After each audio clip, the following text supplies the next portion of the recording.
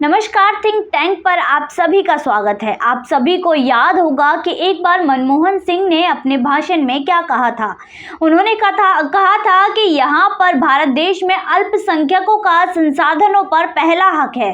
तो इस हिसाब से संसाधन पहले अल्पसंख्यकों को यानी कि मुसलमानों को मिलना चाहिए। उनका सबसे ज़्यादा हक है इन संसाधनों पर, सरकारी संसाधनों पर।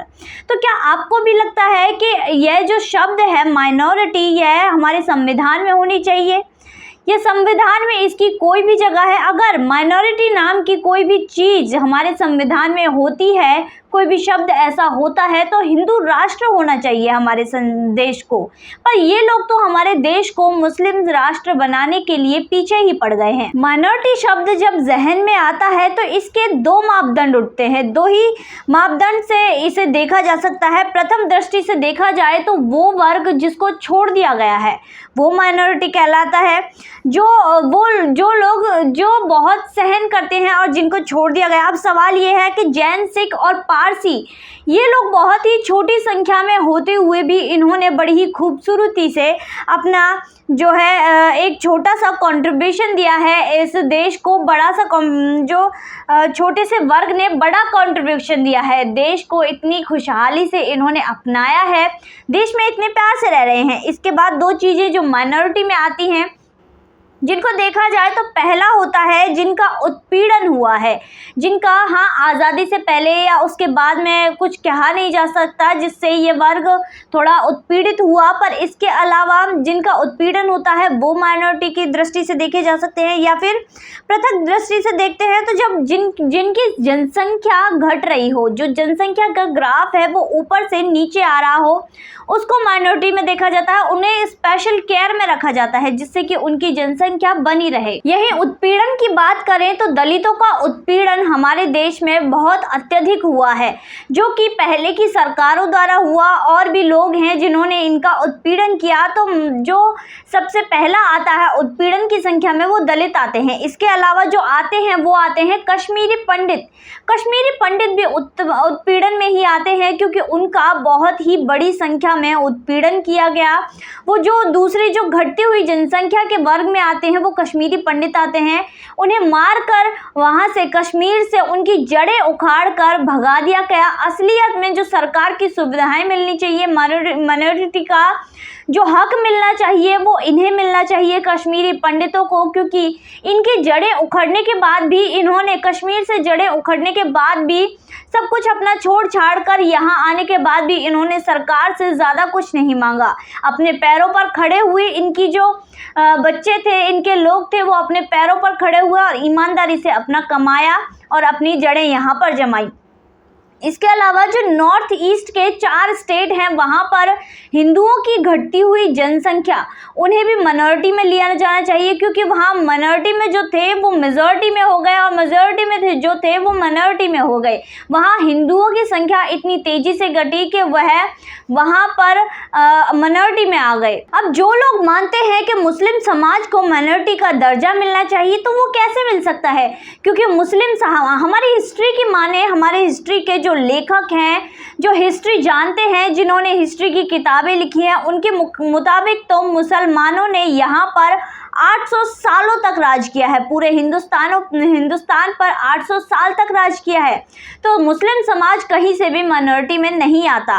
माइनॉरिटी में आते हैं वो लोग जिनका उत्पीड़न हुआ है, जिनकी जनसंख्या घटी है, जिन्हें कभी भी ये अधिकार मिले ही नहीं। उसमें सबसे पहले आते हैं दलित, इसके बाद आते हैं कश्मीरी पंडित जिनकी तेज़ी से संख्या घटी है। उसके बाद आते हैं नॉर्थ ईस्ट के जो 4 स्टेट हैं, वहाँ के जो हिंदू धर्म के लोग हैं वो आते हैं। तो इनको माइनॉरिटी का मतलब है कि जिन्हें जो सरकार की पूरी सुख सुविधाएं मिले, तो इन लोगों को ये सुख सुविधाएं मिलनी चाहिए, ना कि मुस्लिम समाज को। क्योंकि मुस्लिम समाज ने तो हिंदुस्तान पर 800 सालों तक राज किया है, तो वो कभी माइनॉरिटी में आ ही नहीं सकते। ना ही उनकी जनसंख्या घटी है, ना ही उनके पास पैसे की कमी है। सुप्रीम कोर्ट के एक लॉयर ने कहा कि मुसलमानों को, यानी कि हमें जो है इक्वलिटी मिलनी चाहिए। भारत देश में इक्वल हमें समझना चाहिए। वो समझ रहे हैं कि इक्वलिटी का मतलब है आरक्षण। इक्वलिटी का मतलब है उन्हें ज़्यादा जॉब्स दी जानी चाहिए, उन्हें अच्छे से परखना चाहिए। गैस स्टेशन पे जा रहे हैं तो उन्हें सिलेंडर पहले मिलना चाहिए। उन्हें लगता है कि इक्वलिटी का मतलब ये है कि अगर वो पेट्रोल पंप पर जाते हैं तो बाकी लोगों को साइड कर देना चाहिए। अरे अरे तुम हटो, देखो इक्वलिटी वाले आ गए, ये लोग आ गए। तो ये चीज़ वो समझ रहे हैं कि इक्वलिटी का मतलब ये होता है, पर इक्वलिटी का मतलब शायद वो सही समझे ही नहीं। इक्वलिटी का मतलब है इक्वल अपॉर्चुनिटी। इक्वल अपॉर्चुनिटी मतलब किसी भी हिंदू या किसी और समुदाय के लोगों के लिए अगर आईएएस का एग्ज़ाम देना है जिसकी उम्र 21 से 24 साल है, तो मुस्लिम समाज के लोगों के लिए भी वही एज लिमिट रखी जाएगी। अगर पासिंग मार्क्स इतने हैं, इतने पर तुम्हारा सिलेक्शन होता है, तो दूसरे वर्ग यानी कि मुस्लिम समाज के लिए भी वही पासिंग मार्क्स रखे जाएंगे कि इतने पर ही तुम भी पास होगे, इतने पर ही ये भी पास होगा। इसका मतलब है इक्वलिटी, ना कि इक्वलिटी का मतलब है कि तुम्हें प्रथम दर्जा दिया जाए। इक्वलिटी का मतलब ये भी होता है कि जिस स्कूल में हिंदू पढ़ेंगे या और जाति के लोग पढ़ेंगे और लोग पढ़ेंगे, उसी स्कूल में मुसलमान भी पढ़ेगा। मुसलमानों के लिए कोई नया स्कूल नहीं बनेगा। इसके अलावा जो टीचर हिंदुओं को या बाकी लोगों को पढ़ाएंगे, वही टीचर मुसलमानों को भी पढ़ाएगा। फौज में अगर जाने के लिए जितना सीना हिंदू का नापा जाएगा, जितना और लोगों का नापा जाएगा, उतना ही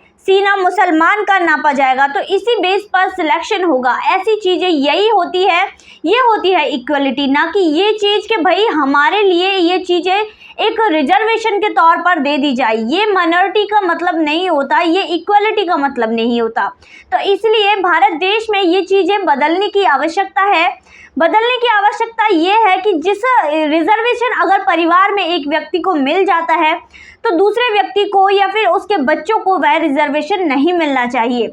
उसके अलग जो भी लोग आते हैं उनको रिजर्वेशन मिलना चाहिए। तो ऐसी व्यवस्था जो है भारत देश में बन जानी चाहिए। तो देश में रिजर्वेशन जैसा कोई मुद्दा होना ही नहीं चाहिए, ऐसा कोई भी कानून होना ही नहीं चाहिए, क्योंकि जो रेस में आगे बढ़ेगा, जो मेहनत करेगा, अपने मेहनत के बलबूते पर आगे बढ़ेगा, वही अपना हक पाएगा। ऐसी व्यवस्था होनी चाहिए। जो लोग कुछ भी नहीं करते उनको सरकारी नौकरियां मिल जाती हैं, लोग पढ़ पढ़ कर पागल हो जाते हैं, उन्हें नहीं मिल पाती, क्योंकि रिजर्वेशन के तौर पर आधी सरकारी नौकरियां ऐसे ही लोगों पर चली जाती हैं।